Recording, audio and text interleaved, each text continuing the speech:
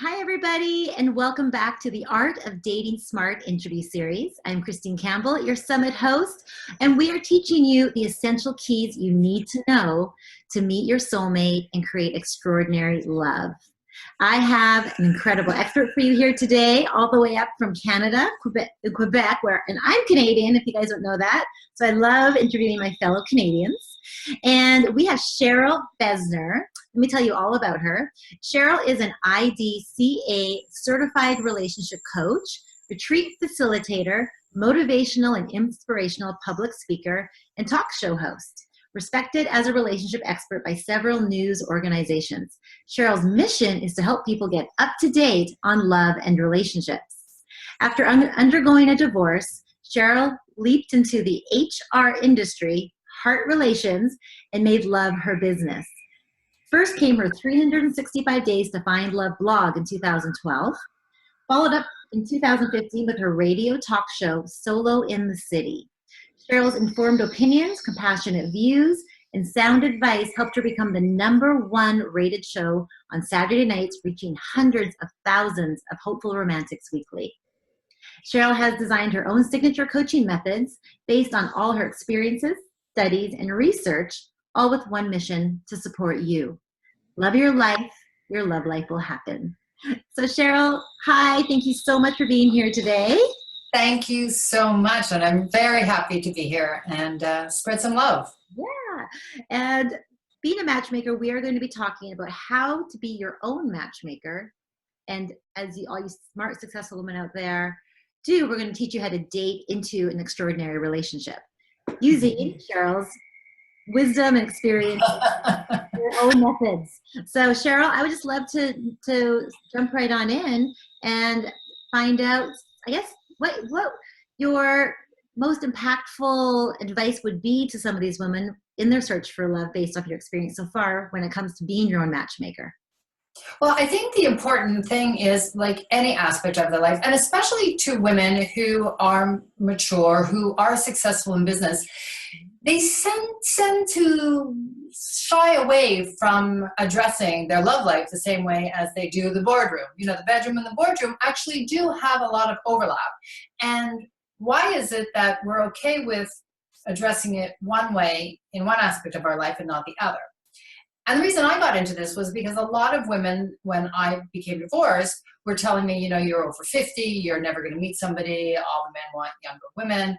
And I decided, when they kept saying to me, make it your business to find a husband, I decided to make it my business to really understand relationships and where I had come from and where I'm going, and to address all aspects of my life the way I did in my successful careers. I evolved through different aspects of the business world, whether it was from modeling into fashion and then going into events. I did the same thing when it came to this. So in the love world, I started off as a blogger. And then I realized that so many women identified with the fact that they were owning their power in all aspects of their lives, except in their love life. And it was like a disconnect, a block. And what I realized is it was really the fact that they were experiencing limited beliefs as to who they were, what the world was around them, and where they wanted to go. I know that when I addressed that for myself and I got rid of those limiting beliefs, which I did pretty quickly actually, because I decided this was going to be my mission, my calling was to really calm those fears of women, show them, which is why I have the radio show now, really show them what's out there for us and empower them to go and take on their love life the way they do their business life. So when I talk about becoming your own matchmaker, it's because we actually all hold within ourselves the same capabilities that I do as a matchmaker or that you do as a matchmaker. We all have it, we just don't necessarily apply it. And that's the difference. So when you understand the keys to what makes a matchmaker successful, and you do all those steps that a matchmaker does, well, it's quite easy to become your own matchmaker. So I'm dying to know now, What are these keys that you use when you're matchmaking people that other people can apply to themselves?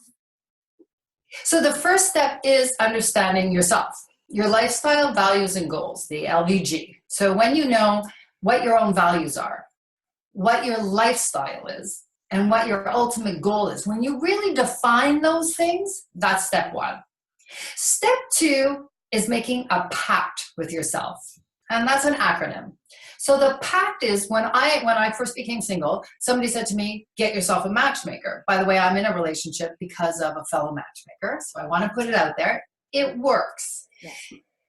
So that pact was when I approached the first matchmaker that I had considered using. They wanted me to sign a 365-day contract, a 1-year contract. That's where 365 Days to Find Love came, my blog. So I decided to make that pact with myself. So the first part of a pact is being able to make yourself a plan. Women who are in business, what do? The first thing we do is we make a business plan. What is our long-term mission? And then we go backwards. Same thing. So your plan, where do you want to be? Is it an ultimate relationship? Great. But we all know you can't just go from today to tomorrow being in a long-term relationship. You have to say that's what you want and then move it backwards. What are you going to do in the next 3 months, 6 months, 9 months to get to that relationship? So that pact, the P, is the plan. Then you have to be accountable. As a matchmaker and as a coach, when I'm working with my clients, I hold them accountable to that plan. You decide you're going to do the first 3 months is about becoming more comfortable. For instance, if your issue is not being comfortable in social atmospheres, well, what do we do for the next 3 months to get you there? Because that's part of the plan. That's your first 3 months. So accountability is everything. You become accountable for that plan. Write the plan down. You know, we all have great intentions in our heads, but when you write it and you put it down in words, hold yourself accountable to that. You're shaking your head. You're like, right? I'm like, yeah, yeah. Yeah. All right. The next part of it, the next part in the pact, the third part, is the C, coaching. Well, you know what? We all need a helping hand. It doesn't have to be a professional coach, but having somebody coach you, you know, be there to urge you on. And it's also about confidence. So as you go through this, you will start getting your confidence. The last part is your team. Who's in your team? You need people to support you. And you know what? Even the most powerful women could use support when it comes down to our final aspect of the love life that we want. Treat it the same way as you do your business. I love that. I love this pact. And it's a pact. Make that pact with yourself. Yeah. Yeah. Plan, accountability, coaching / confidence, and creating team. And creating your team. Those who will support you, whether it's a girlfriend, whether it's somebody at the gym, have a pact. People who are going to be there for you. And that team is also part of your social security, where when you're going out, you have people to go with. And your team might have to change. And that's something that a lot of people have a hard time with. They go, you know, I was married 20 years. I had this team. I had all these couples that I went out with. I'm still friends with them, but, you know, what am I doing going to their house every Friday night for dinner? You're not going to meet anybody there. So your team has to revolve around you now. And you might also want to create a new team. Don't get rid of the one you have. Those are your tried and trues. But create that new team going forward. I love that. So I'm curious. I know for a lot of women, they find it hard to find new friendships, to find a new wing girl, to find new circles. So what would your advice be for them to go out there and recreate a new team? Well, so that team is, for instance, if you love biking, you create a team who likes to bike. So it might be going to a new gym. It might be that you want to join a meetup group. It's about finding people have common interests, and your social team is about your social life. So it doesn't have to be your best friend, your confidant. That person will always be there for you. And I have to tell you, I do remember when I was first separated. My friends were fantastic. All my couple friends were amazing. And it was only when I stepped out, I made decisions. And this is a very important part for women. And it works for men too, but a lot of women might be told, you know, you might be very popular now, but you're not going to be so popular when you become the single woman. People are going to be possibly nervous to have you at their dinner table. And it can happen. I know you're looking at me like, but it does happen. A lot of people find that they're on the out. They're not on the invited guest list.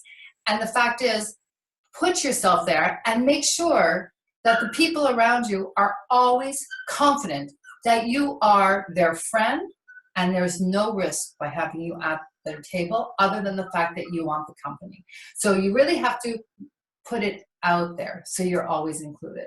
Okay? Let people feel safe. Safe is the most important thing you can do to the community around.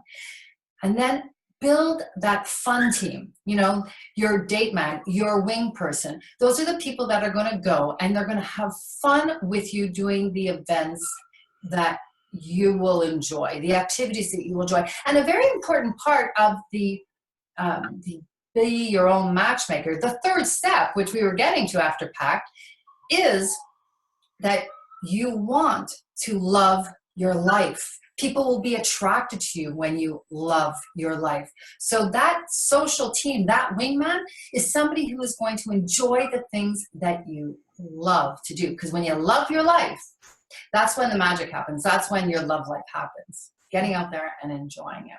So that was step 3, by the way. All right, I jumped right in there. Just jump right in there. Love that.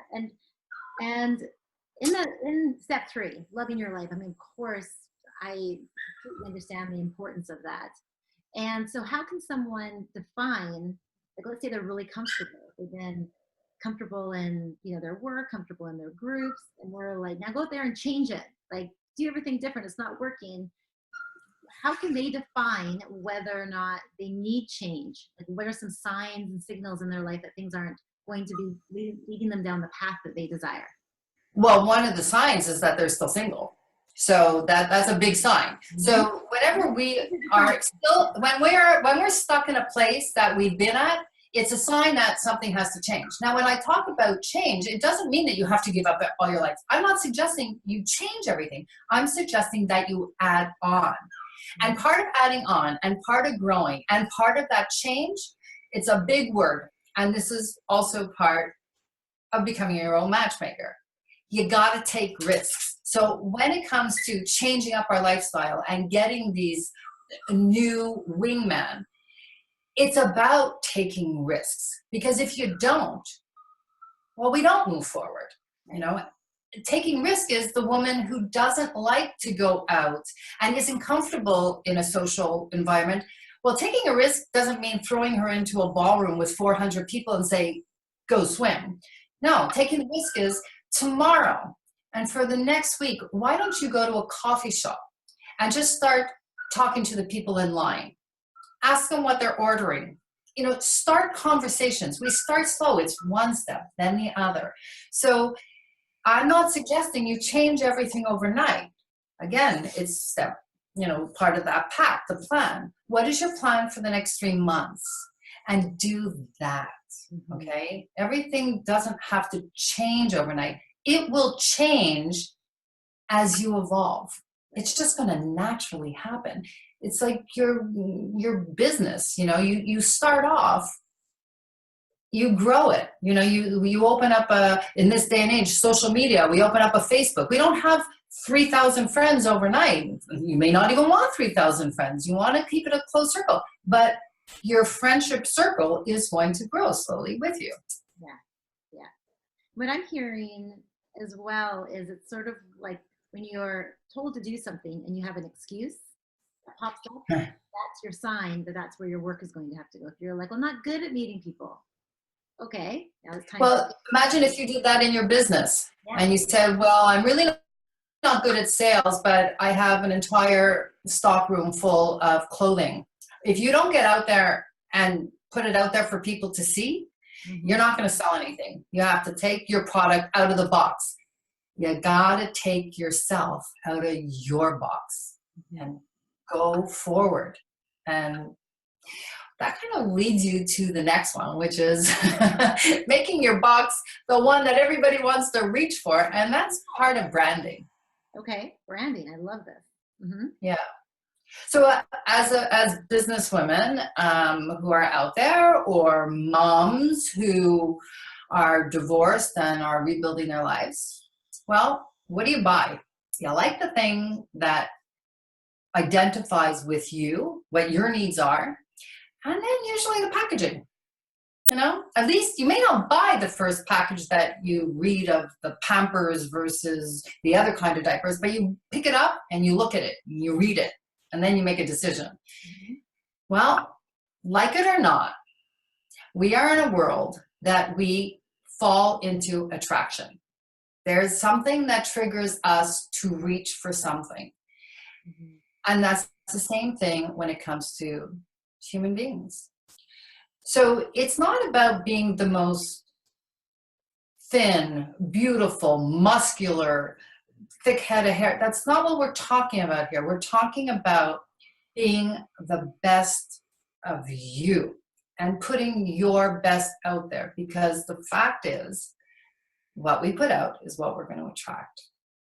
And I get that a lot from men and women. Well, I don't look like you, or I don't look like him. I'm not, Arnold Schwarzenegger, if that's, what you're attracted to, or, any other beautiful icon. But we do have, first of all, a sense for ourselves that we really should take care of who we are first and foremost. And we do it for ourselves. When you get up in the morning, do it for you, because that's part of your confidence even. And that's the confidence that we put out there. And finding your own sense of style. I'm very fortunate, Christine, in my other part of my career, which is as an interviewer. On my radio show, I get to meet incredible people from all over the world. And I've had, authors and experts from all over the world on my show. And I also happen to sometimes travel to interview these people. And I did interview a woman, I don't know if you know Iris Apfel, but she's this New York icon in the fashion world. She's in her, I guess, late 80s now. Some of you might remember her. She's always wears these big round black glasses. And and when I was discussing with her, she was telling me a story, because she never had children, but she had a long-term marriage. And she was telling me a story how she met a woman before she was married. And she asked this woman, well, I want to get married and I want to develop my career. And this woman turned to Iris and said, Iris, you're not the most beautiful woman in the world. That's not what people are going to be attracted to. I'm really sorry to tell you. She said, but you do have something. And that something is style. And nobody can take that away from you. And the fact is that Iris is not the most beautifully positioned woman in the world when you look at her aesthetically, but she is one of the most beautiful women in the world. And when she walks into a room, and I can tell you this, at 88 years old, I think is her age, that woman attracts every single eye. And everybody wants to talk to her. And that's the key about branding yourself. You want to show who you are in an instant, and especially in this world of social media and this world of online dating. When people are literally swiping right and left, you have an instant to grab their attention and get them to stop on your profile, or to stop in the street, or to take a double look at you when you walk into a room. Have your own sense of who you are and your own sense of style. That's part of branding yourself. The second part is actually then the content. You have to have the content behind it, right? So it's not just the pretty face and the slim body. It's the content. It's who you are as an individual. And especially online, whether it's myself sending out a profile to a client or helping a client build their online profile, we look at the content part of it. How do you stand different than anybody else? And that's by telling your story. What do people want? What are people listening to here? They're listening to a story. I'm telling a story. I'm telling you how to become your own matchmaker using stories. Same thing online. Don't just like, I'm athletic, I want somebody loyal. No. I went on this bike ride last week, and you know what? I still have helmet head. Yeah. That creates a picture to somebody. It shows your sense of humor. Tell them who you are with a story. Keep their attention on you. Yeah, I love brand that. Yourself. And men are visual. So when you start to paint that story in their head, they connect in a different way. They kind of see the whole profile differently, and they'll stand out. Right. So imagine if you're the woman who put on, on my last bike ride and I still have helmet head. Well, what's registering is you're adventurous, you're fun, you don't take yourself too seriously, but he's also seeing a picture. You're cute. You have a style. I see the whole picture now. I see a lot into you. I know how you spend your weekends. Yeah. That's what it's all about. Yeah. That's golden advice right there. Before I ask you another question, was there any other steps to this piece right here? To the branding? Yeah. Well, as I said, branding is really about getting your image to match the content. The other part of any kind of marketing or branding is how you're putting it out there. So you have to have your advertising, right? So what is that platform? How are you advertising yourself?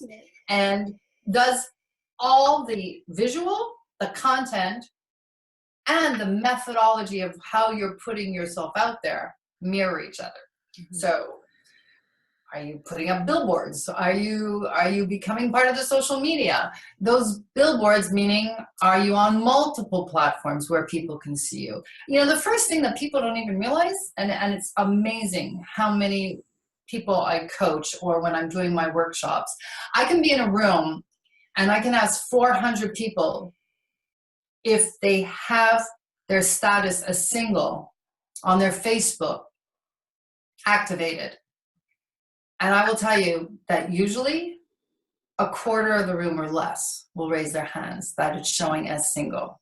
And I don't know why, because you're single.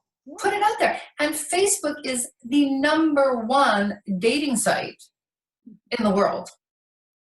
It has the most members and it's free. So why would you not take advantage of something that's there for you? And guess what? It's just part of everyday life, Facebook. Yeah. For those of you who don't like the idea of being online, if you're on Facebook, you're online. Use it. I love that. Yeah. So it's how are you advertising and where are you advertising? Yeah. When you have a product, you decide, I'm going to put it on Facebook. I'm going to buy an ad in a magazine. I'm going to put it in the newspaper. Same thing. Decide your plan, and in that, make a budget. How much do you want to spend on putting it out there? And if you're saying, you know what, I'm okay if a matchmaker is going to cost me $250 up to $25,000, how much do you want to invest in your love life? Just remember, it's the most important aspect of our personal life is our love life. And when I say that, I mean love, period, right? You go into any restaurant, any public place, you sit at a table, somebody around you is talking about the love that they're in, the love life they want, the love life they want to get out of. Everybody is talking relationships. It doesn't matter who you are, what socioeconomic background you're coming from. somebody is talking about the relationship. And usually if you're surrounded by 4 tables, 3 of them are talking about their relationship at some point. Mm-hmm. Yeah. So, Exactly. put a budget out there for yourself too. And majority of these people aren't skilled up in love, hence they're having so many problems.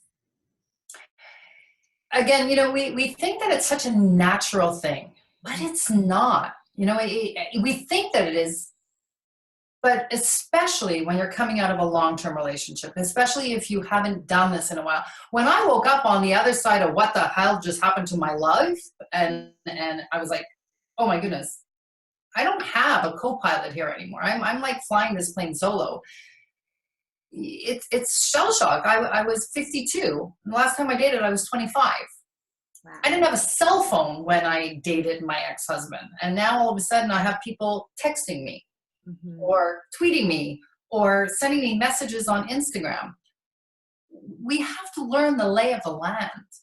And within our direct lay of the land, meaning our social media, our interaction, our texting, our phone calls. I mean, even the way we talk to people has changed from before, because also where we're coming from, our experience and our intentions for the future might be different as well. We're not looking to necessarily get married. We're not necessarily looking to have children. We're not necessarily looking to buy a home. Now it's about 2 people deciding they really want to hold somebody's hand, and you're the person that I want to hold hands with every day. Mm-hmm. That's what you're deciding on. You're not deciding on all the other things that the millennials and the people coming into relationships now think about, mm-hmm. or the way we used to think about it. So it's a very, very different time of life, and you're all of a sudden just thrown into it, and it's like, figure it out. That's where, if you go back to the pact, that coach, well, that's what we do. We help you figure it out because we know. Mm-hmm. Yeah, I love that you brought in just the change of times, and now we're dealing with like 20 years ago, especially if you recently become single, like what the heck is going on? How do you date today?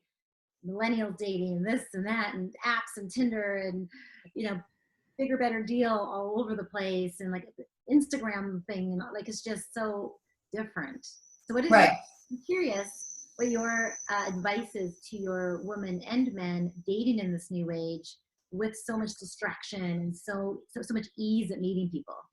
Well, it's interesting because the fact is that the millennials are having as much problem, actually more so, because what's happening to the millennials is they're waking up on the other side of what just happened to my life, and they're 40 and they haven't connected because social media, because we're so connected and disconnected. We are so disconnected as a community in general. Mm-hmm. Of course, it's going to affect our relationship world because we have all these apps.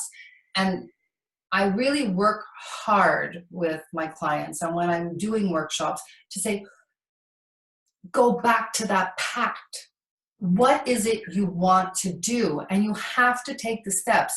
And that budget that I was just talking about within the branding, that budget also includes not only money, but time. Mm-hmm. How much time outside of the actual date do you want to invest? One of the things that I tell even my clients, I actually talked about this on one of the TV shows that I was working with a client on air. Mm-hmm. Choose a date that you're going to date. Make more than one date in the same day. Use your time efficiently. Once you're getting ready for a date, make a whole day out of it. It's your day. It's your relaxed day. Meet somebody in the morning. Meet somebody in the afternoon. In between, do what you need to do. Because I always do say 45 minutes. That first encounter is 45 minutes. Again, budgeting your time, right? So it should be something that's light. It's easy. Let them want more. Yeah. Give them enough to want to come back for more and keep reaching for that box on the shelf. Yeah. So I suggest people budget their time. And then once you budget, I'm going to spend X amount of time on my relationship or finding a relationship, then you can say, well, I can't spend 5 hours on Facebook and 3 hours on Tinder. You're going to decide to narrow it down. You narrow it down by saying, where should I invest my time? Same thing as your business. Where do I invest my time? If I'm 50 years old and I want a serious relationship, you're not spending your time on Tinder. I'm sorry. That's more of a game app. It's a hookup app. Know where you need to go to meet the people you want to meet. So if you like wine, well, why don't you become part of a wine club or go to different wine tastings? And it's not necessarily that you'll meet the love of your life there. You might. But you also might meet somebody who has a brother or a sister that they go, wow, you know what? I'd love to introduce you to Frank or Annie. Living your life will bring that in. So use your time well and go where the person is that you want to be with, because that's where you want to be. Yeah. Great advice there. And I know we are coming up to our close, but I have one more question I've been dying to ask you before we finish up.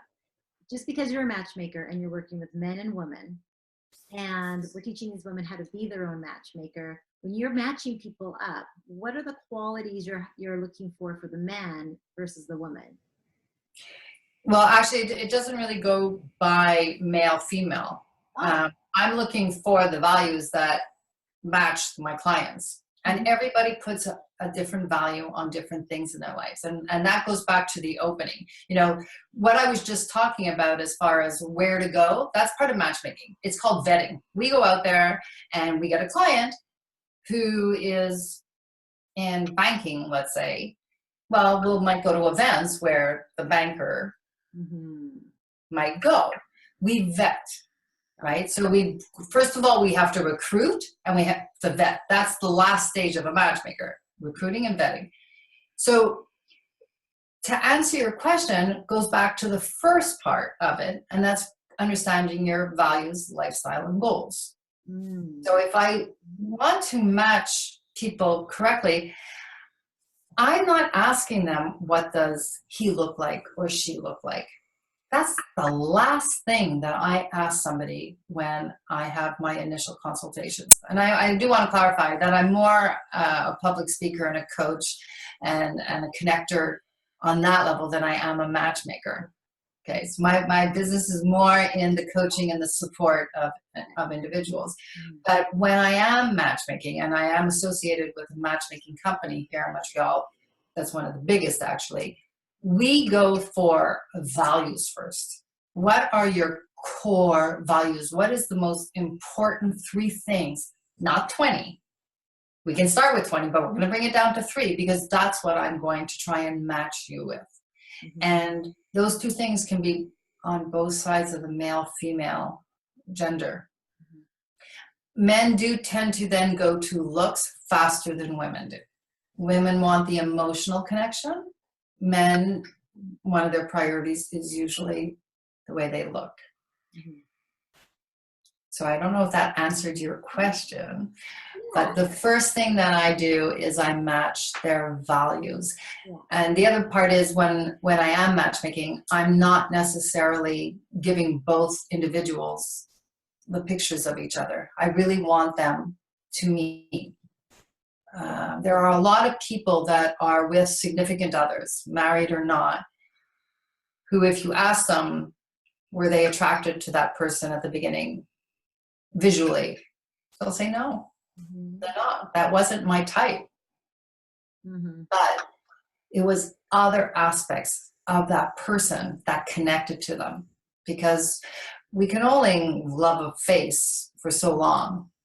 And then you want to be able to look at that face forever if you're in a committed long-term relationship. But what keeps you there is the person. What keeps you there is the things they do. You know, love is not visual. Love is an action. That's what we give to each other. It's what we do for each other. That's love. That's what's going to keep you there. I'm so happy you shared that because I agree. And I was curious just when you were thinking like kind of going from what men want versus what women want or what they're seeking. I love that you connect the values because you're 100% right. That's what is going to create the compatibility, the love, the respect, the trust. And So I'd like to add one thing, because you brought this up very quickly, is that there are a lot of fallacies out there. And I deal with that daily, whether it's people writing into me, calling into my show, or within my practice. Women think, it's two-sided, by the way. Women think that men only want to date younger women. And men think that women are only after money. So we're stereotyping it. And one of the things that I do right away with my workshops, with my women is, with my coaching, men and women, is get rid of that stereotype. Because if you're saying that, you're living it. And if you're living it, you're putting it out there. So you're going to attract exactly what you don't want. So we got to get rid of that. And the fact is, just like women might prefer to date somebody and date somebody. I'm going to say date, because when relationships happen, we all know financially things, life takes bad turns sometimes. But when you're dating, often the woman wants the man to pay for the date. Same with men, often at the beginning, especially if they're in their 50s or 60s and coming out of a long-term relationship, they do like the idea of dating a younger woman. But it's not the youthful, it's the youthfulness. Mm-hmm. It's that freshness that they like. It's that fact that they don't have possibly what they call the baggage, what I call experience and the history. Mm-hmm. So they're looking for that freedom. They're looking for that no expectations. That's what they're attracted to. But I will say this, both are a fallacy. Women are not just searching for money. And men, 9 times out of 10, the men who are dating younger women, and I do this with my clients, if they push me to date, and I have certain restrictions, I will not do matches with more than 12 years because I'm long-term, but if they are asking for it, I will give it to them. And every single time, after a certain amount of time, they will say, okay, I trust you. Who should I be dating? Yeah. And they end up, these men, 90% of the time, with what I call age and stage appropriateness. And they will end up with somebody who has lifestyle, values, and goals. And a younger person of 20 years, long term, cannot have had the same lifestyle that that person has had. And there's a disconnect there. It doesn't match. Yeah, it's so true. Yeah. And the benefit of having you kind of saying to them, okay, I will give this to you, and you can come back to me and we'll get you hooked up or matched to the right person. So in their head, these men are already like, no, this is what I want. This is what I want. I think this is what I want. But that's the beauty of coaching, is they actually have you over here, the intelligence, the wisdom, the experience, saying, actually, when you're not happy, I'm going to help you become happy. And they have somewhere else to go with hope. So. Right. I mean, they ultimately have to become happy on their own, but you give them the tools to find their path there. And I think, one of the things that I'm lucky, being somebody who's in their 50s, when I'm working with men, 9 times out of 10, I get to the point where I go, so would you date me? And their answer is yeah. I'm like, well, guess what? Let's find you somebody to date who has all of this. Again, it's that youthfulness. And I've discussed this with many matchmakers, and they'll go, well, they do want younger. And I go, really? Or do they want fresh? And then if I turn that word from younger to fresh, and that's the way I'll ask my clients, my male clients, or at a workshop, ask male, is it because of the freshness that you're seeing in front of you that's talking to you, the fresh ideas, the desire to explore and always see something new? The answer is yes. So it's not young, it's fresh. Yeah, I completely agree with you. And I mean, I was dating at 40. Thing from a lot of women, like, you're 40, like no one's gonna want to date you. They date the 20-year-olds. I couldn't help but laugh at that. I know better. And I know, like, you're single, you're giving me this advice, you don't need it. But it was like, also, I am a young spirit. I know Mm-hmm. I take really good care of myself. I may be 40. I carry myself just as that youthfulness that you were sharing. And when I was, before I met my husband and he was on my plate of men I was dating, they ranged from 33 to 48. And I kind of had my choice of realm, and the age wasn't a problem to any of these men. It didn't ever Right. seem to be a problem. But I put that on how I carried myself and took care of myself and that. So I did hear that a lot, though, especially Right. from older women who really were stuck in that belief. So, Well, and interesting is I was with a group of women the other day, and out of 6 people at the table, 5 were divorced, and all 5 are in new relationships. Only 1 is in a long-term marriage. And the difference was for those women who were then surrounded by 3 tables of women who were all divorced, more or less, but maybe another 20 women who were all divorced. The difference between the 5 women at that table is they left their relationships mhm. and said, I will be in another relationship. And I'm going to go out there and I'm going to have a great time. And that person is going to come into my world. And they went out there and they lived their lives. And they come from different social economic backgrounds, but they all went with the same attitude. Attitude is key. You can change your life by changing your attitude. I think Oprah Winfrey said that. Yeah. Okay. As a matter of fact, my cup. Fabulous is an attitude. Life is about your attitude. What's my cup say? Go confidently in the direction of your dreams. Live the life you've imagined. There you go. And you know what? It's like, 11:11 people say make a wish. I say don't make a wish. Forget about making a wish. Make it happen. Whatever you're going to wish for, just say I'm going to make that happen. Mhm. And that's the mindset. Make it happen. Mm-hmm. Yeah, I love how powerful that is. So true. You know what? We're all powerful. Mm-hmm. We're all pretty powerful. All Ladies, you're pretty powerful. Own start it. in your love lives. Take control of Yeah. this area. Well, thank you so much. This interview was incredible, and I Thank you. love hearing all of your wisdom and your plan and how you associate the business with the dating and the love, and it aligns perfectly, especially if you have that mindset. Mm-hmm. So thank you for sharing that. And I know My you pleasure. a gift you'd like to share with everybody. If you'd like to go ahead and tell them about it and where to find it. Right. So I'm going to be sharing a webinar with everybody from this seminar, and I'm going to invite them on February the 15th. And we will send out an invitation where they will log on. It's going to be a little bit more defined as far as how exactly you can do certain steps to change your life the way you want it to be. So really about styling up your own life to get the style of love that you want, that suits you, and that's going to take you forward. So it will be on February 15th. It will be at 8 p.m., which is Eastern, and it'll be 5 p.m.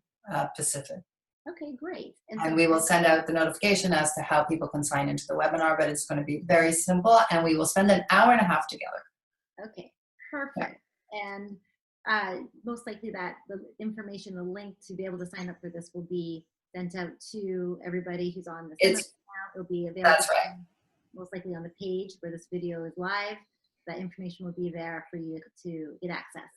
So that's right. It'll all be there. And, if by some chance it falls into your junk, you can always go to my Facebook page and we'll have it all over there at Cheryl Besner, or even on my website, cherylbesner.com. okay. It will be there for you, easy to find on February 15th, how to get on there. And it's usually, I charge $250 for these consultations. And what we will do is we will have a 1-hour seminar and then a 30-minute Q&A where anybody can ask me whatever they want. Excellent. Love that. Great gift. All right, everyone. Well, you know how to connect with Cheryl and sign up for her training and get more help from her if that's what you're seeking right now. She has a really amazing way of teaching you and it's very structured, and I just love her model. So Well, thank you're you. welcome. Come to one of my retreats. I'm all about taking these free gifts and jumping on in and learning from you guys, always. You guys are amazing. So yeah, I'm in. Okay, come to one of my retreats. I invite you as my guest to one if you'd like. And are they in Canada? Right now, all my retreats are within Canada. We will be moving out to different areas as we plan moving forward. But retreats to me are something that are extremely valuable. And, within the word retreat is the word treat. So taking yourself out of every day and going inward and really focusing on you, that's a treat. Thank you. I'd love that. We'll definitely talk about that later. Okay. Yeah, for sure. So thanks again, everyone, for joining us. And it was a pleasure, Cheryl. Thank you for having me, Christine. And we will see you guys all on the next interview. Have a beautiful day and continue to learn, grow, and empower yourself. Bye, everybody. Bye.